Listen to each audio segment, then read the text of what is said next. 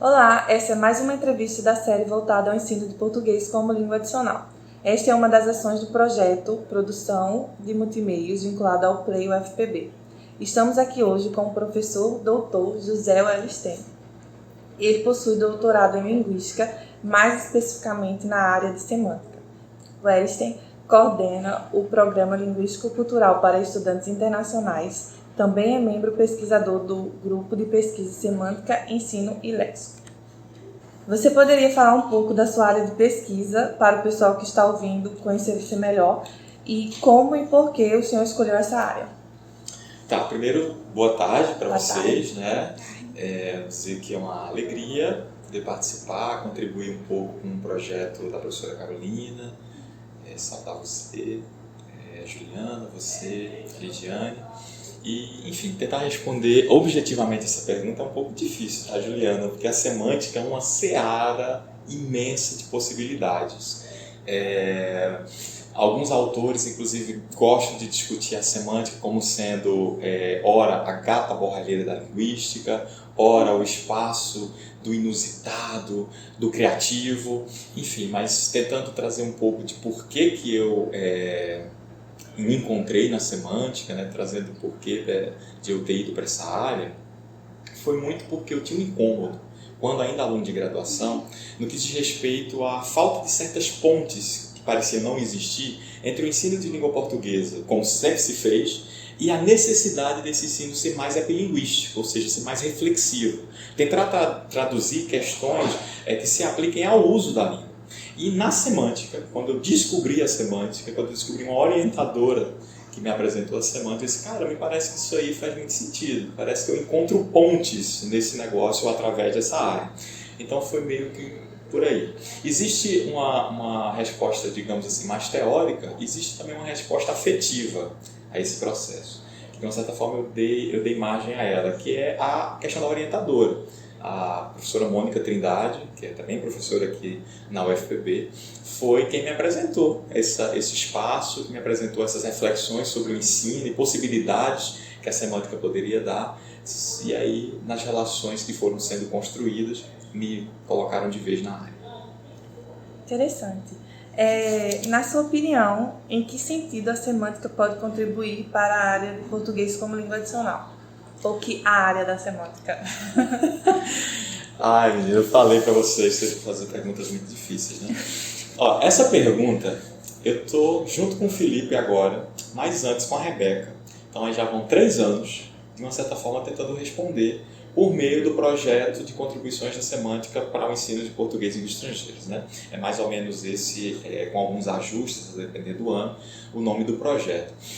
Algumas respostas a gente encontrou, outras perguntas surgiram no meio do processo, acho que é muito natural isso na pesquisa, mostra como a pesquisa também é viva, justamente por conta disso. Mas só para dar um exemplo para vocês pensarem, de como nós enxergamos os caminhos de contribuição. Eu vou me aproveitar, o Felipe Borba vai se ouvir o podcast depois, acho que ele vai lembrar, porque foi uma conversa que a gente teve essa semana, por isso também está fresco na minha memória. Um verbo como tomar. Então, pense na frase, eu tomei água. Então, qual o sentido de tomar nessa frase? Parece óbvio, para nós que somos falantes da língua portuguesa, uma certa necessária matemática, um jogo que há entre estruturas linguísticas, que fazem com que o sentido de uma palavra ela vá ganhando esse sentido, vá construindo esse sentido a partir da associação que uma palavra vai tendo com a outra. Então, tomar nessa expressão aqui, nessa sentença, ela ganhou o sentido de beber, porque água é um líquido, então faz essa conexão aí. É o que se chama em semântica de composicionalidade. Mas se você associa, se você pensa numa outra sentença, como, sei lá, tomei um ônibus. Tomar, ser beber, parece que já não vale aí, né? Beber um ônibus, a não ser que seja numa situação de uma criatividade, de uma metafórica, ou num multiverso muito distante aí, tomar um ônibus não vai ser beber. Então, tomar um ônibus já é uma outra coisa. Talvez a gente poderia dizer que é sinônimo de pegar, mas pegar também pode ser tudo, inclusive nada. Então, tomar me parece ter uma noção de movimento, deslocar-se de um lugar para outro, por conta da palavra ônibus, que é o meio de transporte. Então, as palavras vão se associando e vão ganhando novos sentidos. E o que dizer de tomar um fora? E aí? Então, expressões do uso palavras como essa que eu estou falando para vocês, como verbo tomar, e outras, poderia citar outras, elas vão ganhando no uso novos sentidos. É o que a gente chama de polissemia, no caso aqui do verbo tomar, né? E uma explicação é essa possibilidade de associações com outras palavras. Vai nos dando novos sentidos na medida que essas associações vão acontecendo. E para um estrangeiro lidar com essas coisas, como é que se faz, né? Então, trabalhar essas questões para, de uma certa forma, fomentar a proficiência desse sujeito, já que ele vai lidar com a língua em uso, vai lidar com a língua do dia a dia, me parece ser perguntas e respostas que a gente tenta buscar nesse projeto. Então, te dizer assim, de modo bem objetivo, quais as contribuições, é tentar pensar em estratégias e caminhos de como ensinar isso, essa e outras coisas, para os alunos estrangeiros. Isso que você falou me lembrou de uma aula de Lidiane que a gente estava explicando para os alunos que ficar na frase, como era, eu fiquei com tal pessoa.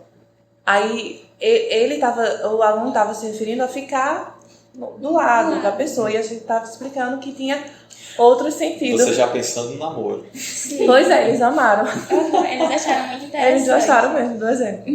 Isso a gente volta um pouco lá para a primeira pergunta, né? Que eu não expandi tanto, até porque acho que não é a intenção do podcast, né?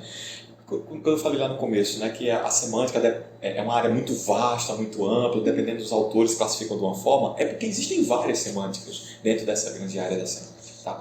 Então, e aí acho que vocês vão lembrar, no curso de linguística, ou nas disciplinas de linguística, melhor dizendo, uma frase que é reputada ao Saussure, o pai da linguística, de que o ponto de vista cria o objeto. Na semântica isso é batata. Tá? Então, dependendo do semanticista, da área na qual ele está afiliado, se ele lida mais com léxico, com questões cognitivas, com questões computacionais, com questões, sei lá, de metáfora, enfim, são diversas as áreas da semântica, ele vai entender o objeto da semântica, que é o significado, de formas diferentes. Ora associado ao sentido, ora associado à significação, ora mais afeito à pragmática, ora menos afeito à pragmática. Então, é isso. Um pouco disso que a gente tenta lá no projeto. Não sei se a gente está conseguindo responder, mas várias perguntas a gente está conseguindo encontrar.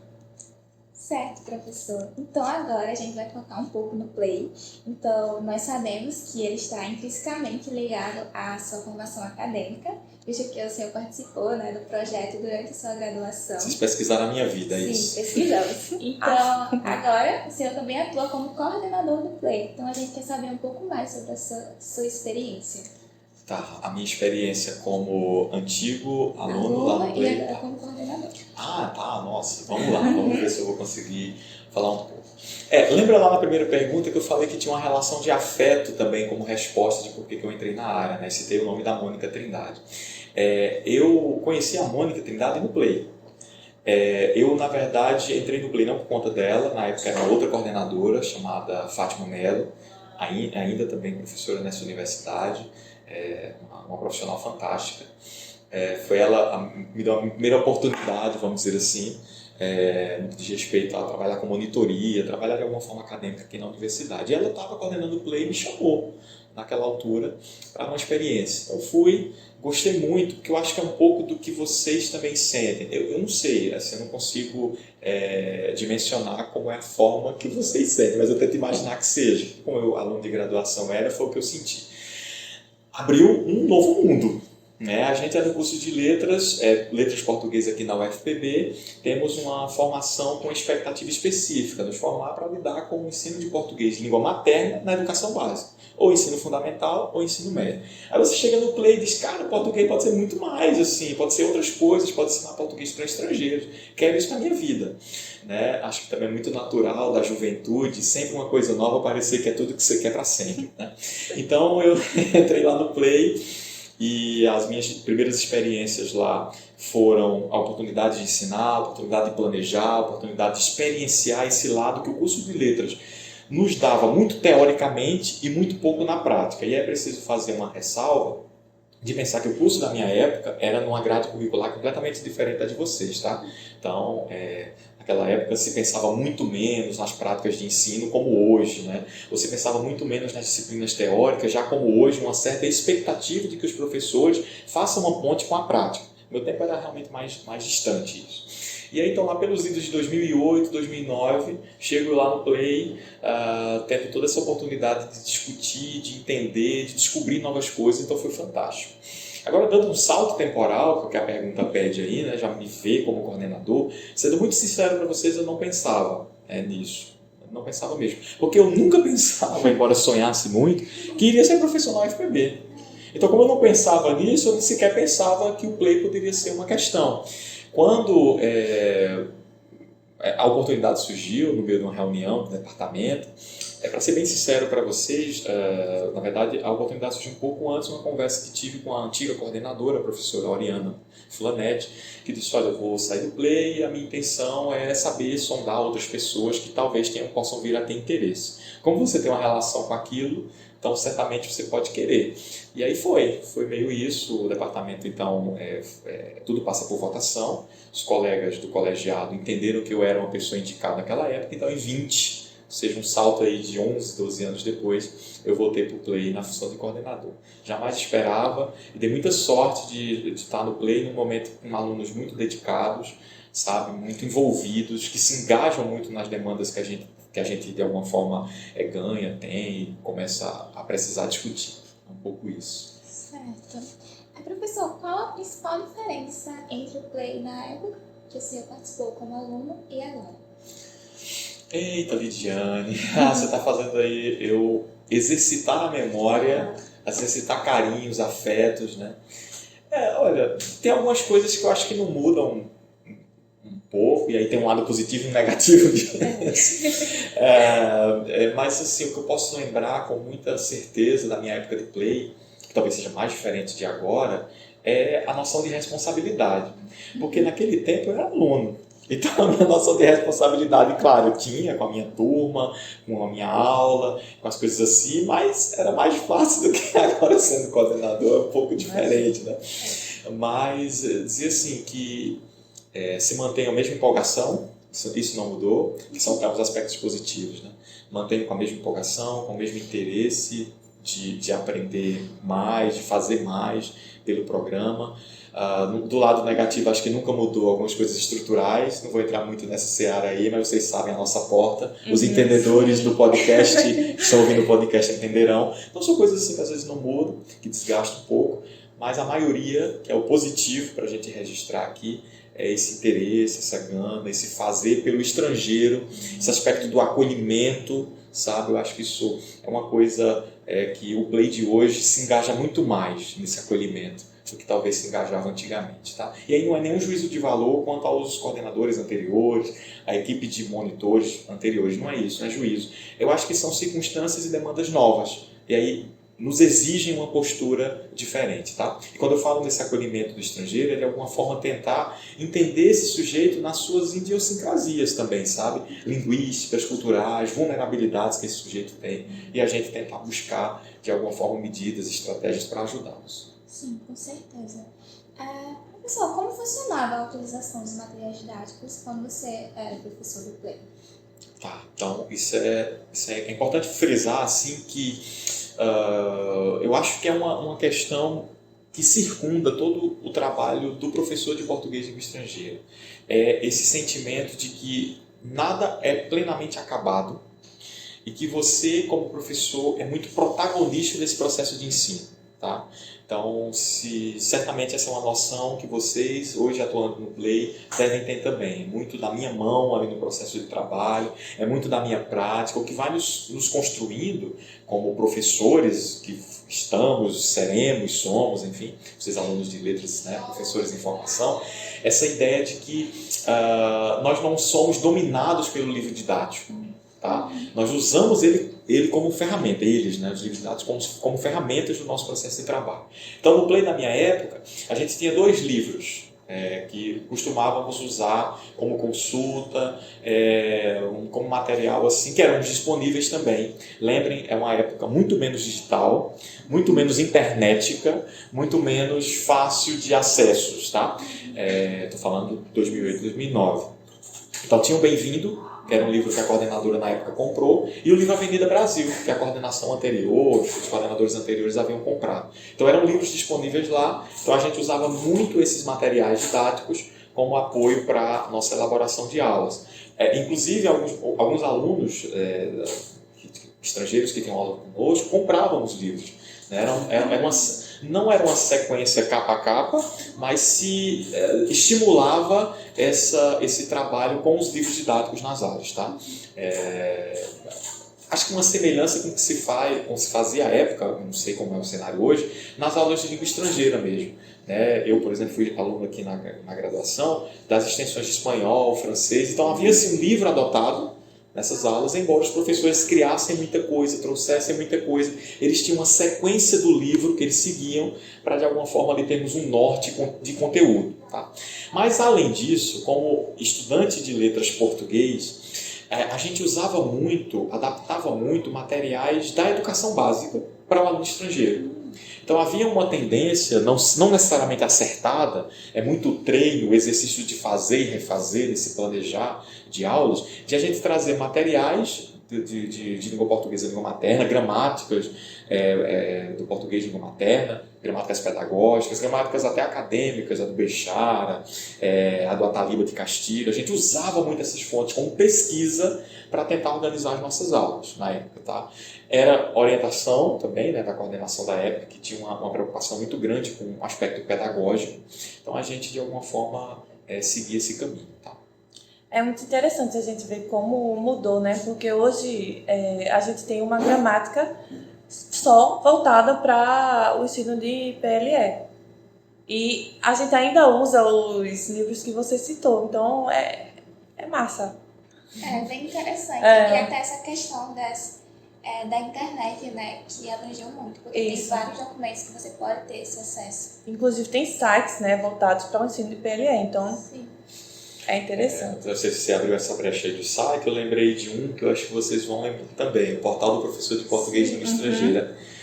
Invariavelmente, quando eu recebo os planos de vocês para dar um feedback, dar uma olhada antes de eles irem para a prática na aula, né?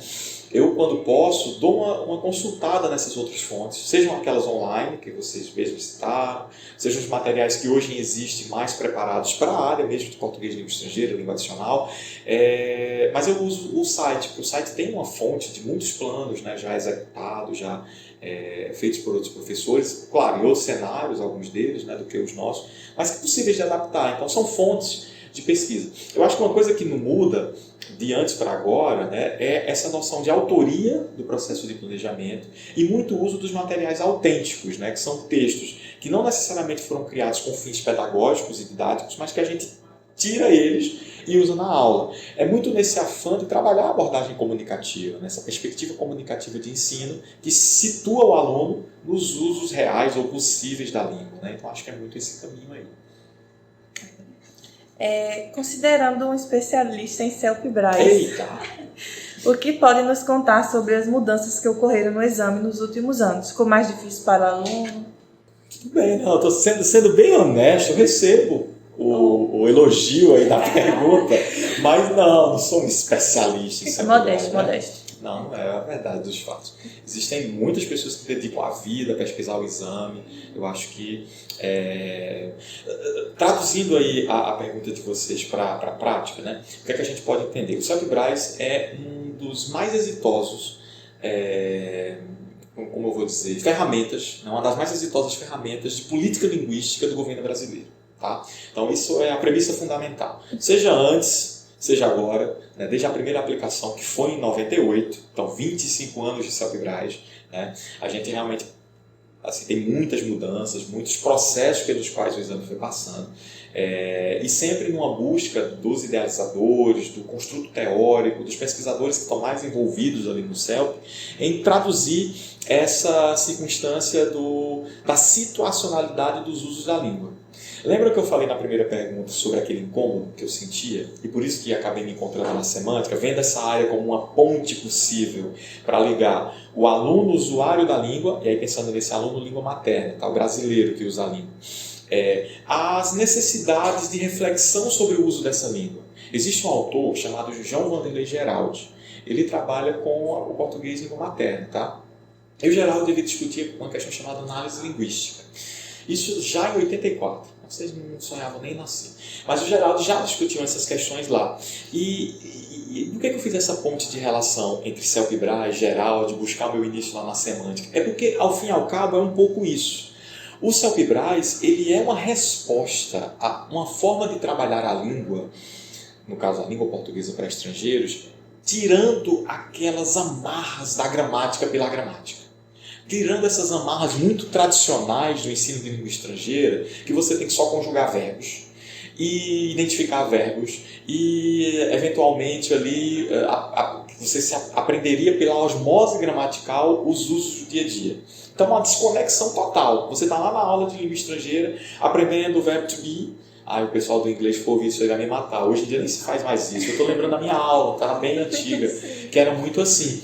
Mas no uso do inglês no dia a dia não é assim.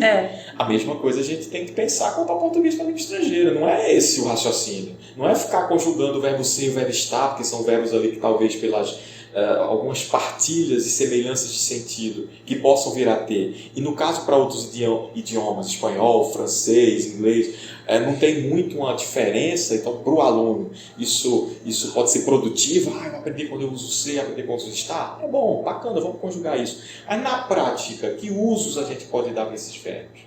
Isso tem tudo a ver com a análise linguística do Geraldo. É por isso que eu estou fazendo todos esses pontos aí, tá, gente? Me perdoem, mas é porque meu raciocínio vai para esses diversos cenários, porque para mim tem tudo a ver.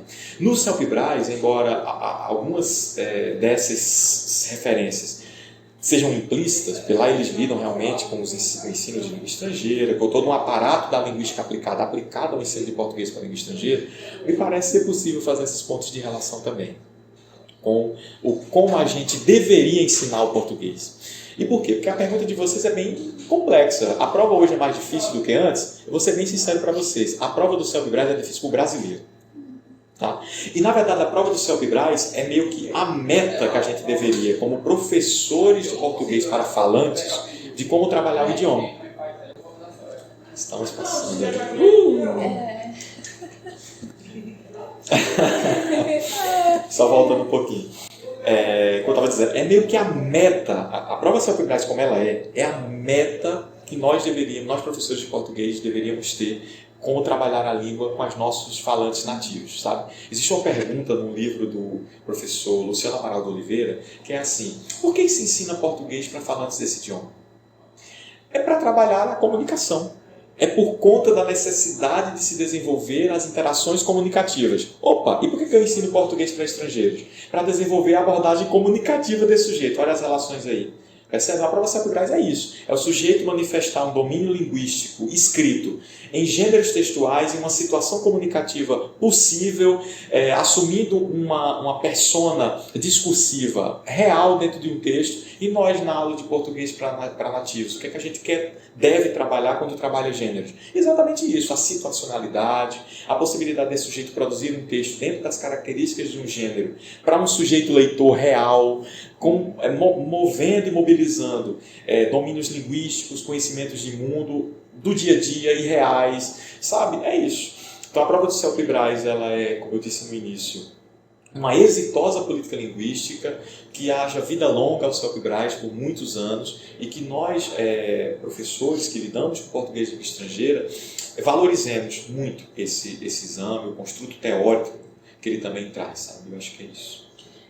Não está aqui, professor, mas eu queria fazer um link com isso, porque você falou dos 25 anos do Self-Braz e não...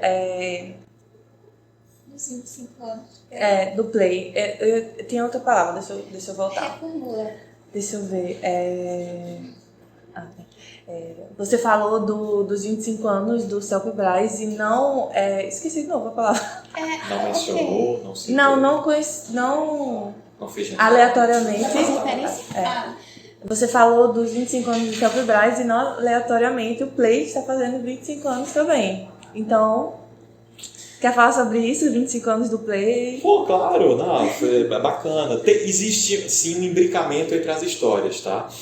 O Play não surgiu por conta do Self-Braz, tá? Não foi por isso. O Play surgiu por uma demanda muito específica, que é a demanda do PEC-G, de ensinar o português para esses alunos estrangeiros que já vinham conveniados por meio das relações institucionais entre Brasil, o governo brasileiro, por meio do Ministério da Educação, do Ministério das Relações Exteriores e as embaixadas dos países de onde esses alunos vêm. Então, é um acordo de cooperação educacional do Brasil com o exterior.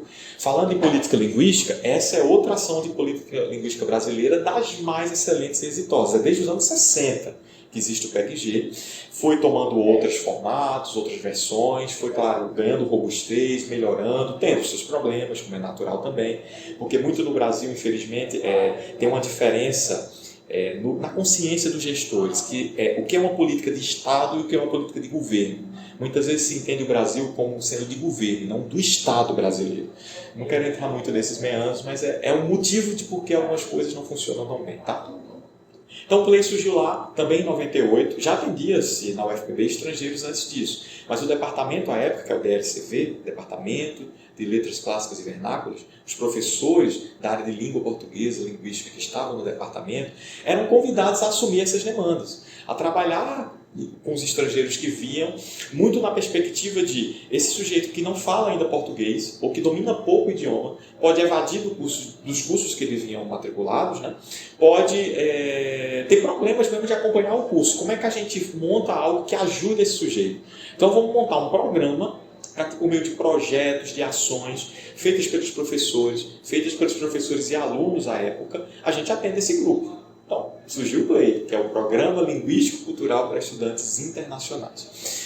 E o PLAY, associando lá ao CELPE-BRAS, né, essas discussões sobre CELPE-BRAS, sobre a existência de um certificado de proficiência que, de alguma forma, ajudasse as universidades a já... Eu não quero usar o termo filtrar, porque parece um termo ruim, né? Termo de distanciamento. Mas era algo como assim, vamos facilitar um pouco esse processo. Os alunos que já dominam um pouco o idioma já entram no curso, e os que não dominam o idioma ainda, a gente tem que buscar estratégias para esse grupo. Então, os que já dominavam o idioma, já demonstravam uma proficiência suficiente para acompanhar os cursos, iam direto para as graduações. Os que não dominavam precisavam de uma estratégia de apoio. Qual é a estratégia de apoio? Os cursos preparatórios para esse sujeito viver a universidade. O preparatório para ele fazer o CELPE-BRAS e entrar na universidade. Então vejam que as coisas estão tudo ali associadas. O PLAY aplicou o CELPE-BRAS na segunda edição do exame, que foi em 99. Então, já desde 99 que a gente aplica o exame. É praticamente sem interrupções, apenas da pandemia, que houve um ano, foi 20, que não houve aplicação desse ano, mas não só aqui, várias outras instituições do Brasil e exterior não aplicaram. Embora tenha ocorrido a aplicação em 20, tá? E dizer isso, né, de que o PLAY faz 25 anos, com muitas demandas novas, com muita robustez também, com muita gente nova vindo a integrar o programa, sabe? Eu acho que uma coisa que sempre foi da natureza do programa, talvez não com a configuração de hoje, mas sempre foi da natureza do programa, ter parcerias e associações. Sabe, professores de língua, de literatura, professores com mais de um projeto tentando desenvolver ações lá, apoiando essa figura do coordenador, que às vezes parece ser uma figura hierarquicamente superior, mas nunca é, tá? Eu acho que, pelo menos no PLAY como eu me enxergo, tem que ser tudo o mais democrático possível, qualquer um tem voz igual para tomadas de decisões, para... Enfim, como coletivo, a gente fazer as coisas da melhor forma. Não sei se respondi a pergunta, Juliana, se me empolguei, divaguei demais aí. Respondeu. Eu acho que respondeu até demais, assim, eu gostei. Tá. Porque tinha coisas que eu não sabia mesmo. Corta aí o tempo. Não foi nesse sentido, e agora você já meio que encaminhou para essa pergunta na resposta, mas o que você diria para um professor em formação, um estudante de graduação, com interesse em atuar nessa área? Tá. Tenho que respirar para dar essa resposta, porque primeiro, jovem, aluno, aluna que quer entrar nessa área, saiba que o PLAY está de portas abertas, então assim, se você tem dúvidas sobre o cenário de trabalhar com português língua estrangeira, português língua adicional, o PLAY pode ser essa seara. Na verdade, eu enxergo o PLAY como esse espaço de acolhimento também do aluno de letras, tá? Tentando dar oportunidades, as primeiras oportunidades para os sujeitos participarem de eventos acadêmicos, primeiras oportunidades para estarem num grupo de pesquisa, primeiras oportunidades para esse sujeito estar na sala de aula. Então eu enxergo muito o PLAY assim, porque foi como o PLAY me foi dado. Então eu tive esse benefício lá, eu tento hoje fazer da mesma forma, embora as falhas de hoje são minhas, tá? Os êxitos de antigamente, compete a todos os professores que me antecederam. Dizer que sim, que é uma área, no caso da UFPB, ainda muito invisibilizada. Então, se você tem esse interesse, jovem, saiba disso. Mas se você tem gana de lutar, gana de estar junto num negócio também diferente, é bom, justamente por isso, né? Então, para um professor, aluno, né, melhor dizendo, de formação que está na UFPB, que quer conhecer disso, o Play é um caminho muito positivo para você fazer. Existem, claro, outros cenários nos quais as pessoas podem se envolver, existem outros projetos que também trabalham com português, língua estrangeira aqui na UFPB, mas assim, nessa formatação, nessa configuração metodológica, acho que o Play é um caminho bem positivo. Certo, professor. Então, para nós finalizarmos, queremos saber como o senhor imagina o Play do futuro. Mas já, Lidiana, já vamos acabar? Não. Vocês já estão cansados de me ouvir, né? Não. Ah, tudo bem. Então vamos lá. Como eu imagino o Play do futuro? Nossa, difícil essa pergunta, viu, Juliana? Porque assim, eu tenho os melhores votos, os melhores desejos, assim, no mais íntimo do meu coração, tudo de muito bom para o Play. Sabe o que é interessante? Todo coordenador que já passou pelo Play, com quem eu tenho contato, parece que fica com esse sentimento. São pessoas, e às vezes são pessoas que já estão no histórico recente do Play, difícil de os alunos que estão hoje lembrar. Ah, fulano foi professor e atuou aqui, então às vezes descobrem com certa surpresa. Mas todas essas pessoas têm carinho.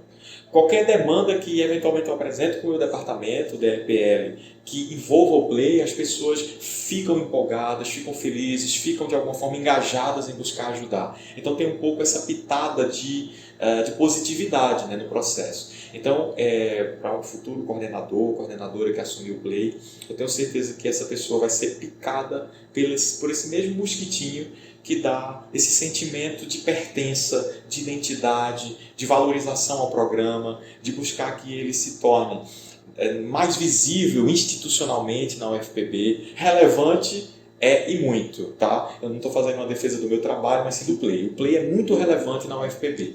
As pessoas, no geral, talvez não tenham essa dimensão, não deem essa importância como, de fato, merece o programa, tá? Friso de novo. E que outras pessoas venham, desfrutem de mais oportunidades, desfrutem de mais fomento, tá? Para gestarem as coisas no Play com muito mais qualidade. E é isso, eu acho que é vida longa, que sejam não só 25, mas 50, 100, não sei, 200 anos de Play aí, com mais alunos. Aí, tentando recuperar uma fala que a gente teve de bastidor antes de começar a entrevista, que seja coordenado por um ex-playano de hoje. Um aluno de hoje em dia que atua no Play como professor, né, do Play, aluno de letras, que no futuro volte para casa e assuma a coordenação do Play. Se eu ainda estiver vivo e estiver eu não sei o dia de amanhã, tá? Não é que eu quero que demore não para vocês virem e assumam. Eu estou super à disposição de ajudar, tá? Se tiver saúde, eu ajudo com certeza. Eu tenho certeza que muitos alunos que fazem parte do Play agora, eles têm esse carinho e têm essa vontade de voltar como coordenador, como algum professor de universidade que colabore com o Play. Sim, a gente tem essas conversas assim, em off, e todo mundo sabe disso, é um fato. Acho que assim. até quem não queira voltar para a universidade, mesmo assim vai ter esse sentimento de carinho pelo projeto, de continuar acompanhando ele. Que bom. E aí um caminho, né, eu sei que a gente está encerrando, mas a extensão universitária, ela tem essa característica, né? O Play, a história do Play está muito associada à extensão dentro da UFPB também, tá? E por isso que eu estou citando a extensão. Porque dentro das ações da extensão, você pode ter colaboradores externos. Então, a gente teve em 2021, por exemplo, ex-playanos que já estavam como professores na educação básica, que atuaram em projetos do Play como colaboradores, apoiando, porque esse sentimento que vocês disseram, né, de alguma forma voltar para o programa, contribuir, continuar contribuindo com as ações, é válido. Então, vocês quando estiverem já contratados aí com seus empregos no Estado, na Prefeitura, em outras universidades, faculdades, voltem para o Play, contribuam comigo, com Carolina, com Mariana, com outros professores, com projetos aqui. Para nós vai ser uma alegria imensa. Sim, com certeza. Obrigada, professor. A gente adorou a entrevista, foi emocionante em algumas partes, eu tive que me segurar para não chorar. Mas é porque é muito, assim, bonito ver o carinho que você fala do Play, sabe? E nós, alunos, também temos isso e... A gente consegue entender essa emoção porque a gente também sente isso. Por isso que dá um medo, assim, de quando surge uma possibilidade de você sair. Não tem que ter medo de nada não, outras pessoas virão e faz parte do processo, tá? Enfim, não sei, ainda não é prego batido ponta virada, mas os caminhos são possivelmente esses e, como eu disse, para o Play de Futuros, muito sucesso para todos os de agora e os de sempre e os que virão. Obrigada, professor. Imagina.